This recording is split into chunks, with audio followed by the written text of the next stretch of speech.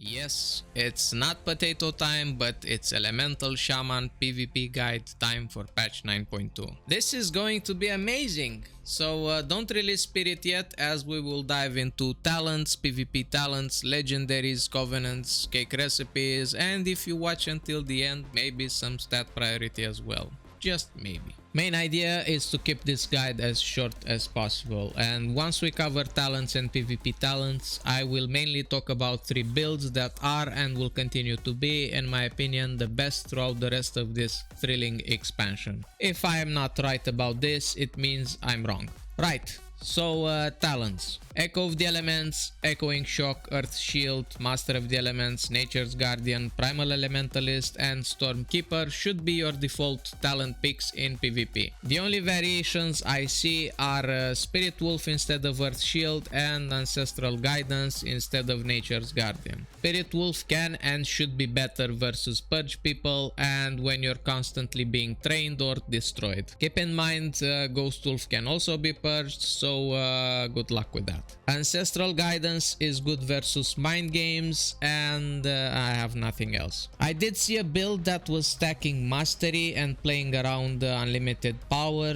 but I'm not really sure how efficient it is and if it's worth trading Stormkeeper for it. It's a good idea, but for another time. Next on our list, PvP talents. Default picks should look like this: Lightning Lasso, Control of Lava, and Grounding Totem. These are very good talents that will serve you well in most situations, however, none of them are set in stone. It's near impossible to cover all scenarios, but there are situations where some of these PvP talents become useless. I'll share a few examples. Let's say you're up against a Mistweaver and a Warrior or a Melee Cleave. In this situation, you're better off using Sky Fury, Traveling Storms, or Static Field Totem instead of Grounding. Let's say you encounter Rogue Mage in 2v2. Control of Lava will lose a lot of value since none of them can dispel your Flame Shock. Sky Fury or Swelling Waves are decent options. You've probably never imagined that you might even play without Lightning Lasso. That is of course very rare and only in 3v3, where you might play with a Demon Hunter or a Rogue and a Holy Paladin or a Resto Druid, all of which bring consistent stuns. And let's also consider you're up against 3 interrupts. In these types of specific situations, you will never be able to properly use Lightning Lasso, and so you should pick something that will be better for that specific fight. A good example could be versus Resto Shaman, Frost Mage, and Destruction Warlock, where Seasoned Winds could be invaluable instead of Lasso. And I repeat myself, only if your team has more than enough stuns. Like I said, nothing is set in stone and you should play around other PvP talents and experiment and see what works best for you in different situations. Now moving on to the build section, which also includes legendaries, covenants, and Soulbinds. First on the list, and my current favorite, is Necrolord Covenant with Plague Divisor Marileth as the main Soulbind and Skybreaker's Fiery Demise. Unity or Splintered Elements will provide you with a haste buff depending on how many lava bursts were generated after Primordial Wave. The main advantage of this build is that your Fire Elemental uptime is or should be pretty much permanent. And by having additional ways to apply Flame Shock and then multiple lava bursts means that your overall spread pressure and cleave damage will be at its best. Your set bonuses also have the best synergy with this build. Your Flame Shock has an additional 50% crit chance, which is then buffed by the presence of your Fire Elemental and by your Control of Lava PvP talent. So you have way faster ticks with higher crit chance and of course Dispel Protection. Your regular Lava Surges and the Lava Surges generated by your set bonus means that you will rarely have to hardcast to keep up the pressure. Stormkeeper, Lasso, Hex, and Healing Surge will be the exceptions. Weaving damage to maximize Master of the Elements talent is what you should do with any Elemental Shaman build. But with this build, it should be way easier and more consistent. For those who don't already know, the way you do this is every other global cooldown should be a Lava Burst.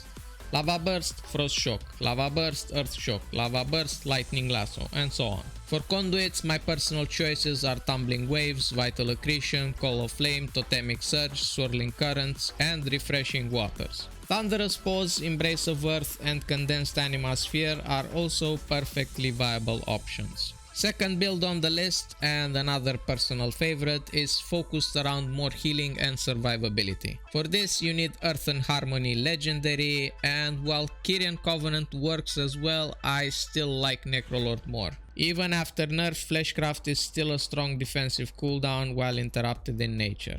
I recommend this build when playing as double DPS in 2v2 bracket or when facing RMP in 3v3. Your overall pressure will be lower, but your overall healing and survivability will definitely increase. Conduits pretty much stay the same, however you can change Hollow Flame to Embrace of Earth and Totemic Surge to Condensed Anima Sphere.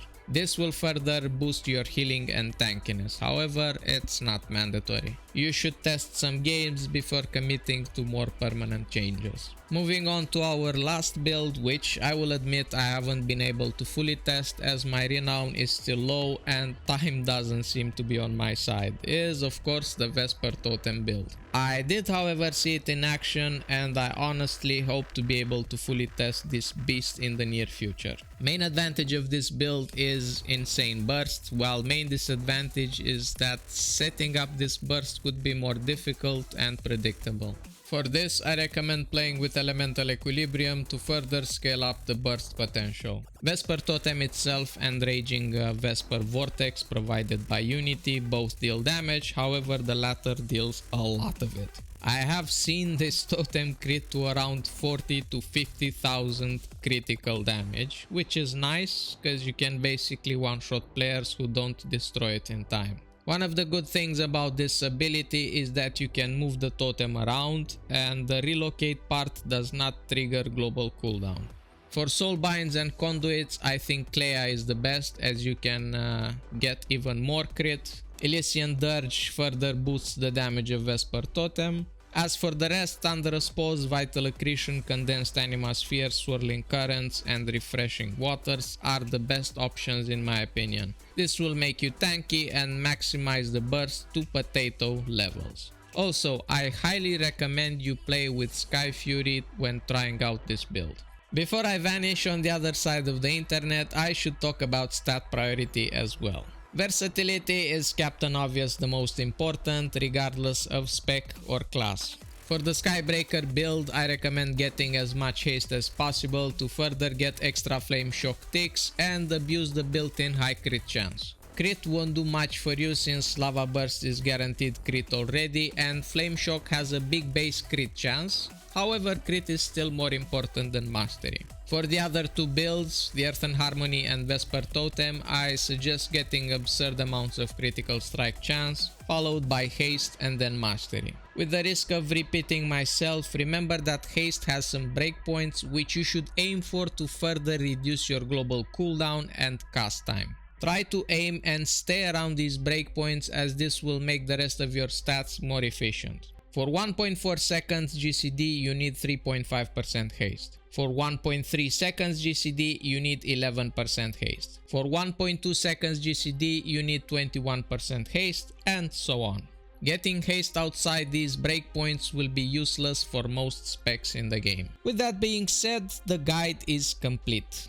I really hope everything mentioned here will be useful. I did my best to keep this guide as short as possible. However, if you have any questions or suggestions, please use the commentary section below and I will do my best to answer as soon as I can. Thank you so much for watching this far. Hit that like and subscribe button if you haven't already, and I'll see you in the next video. Bye bye.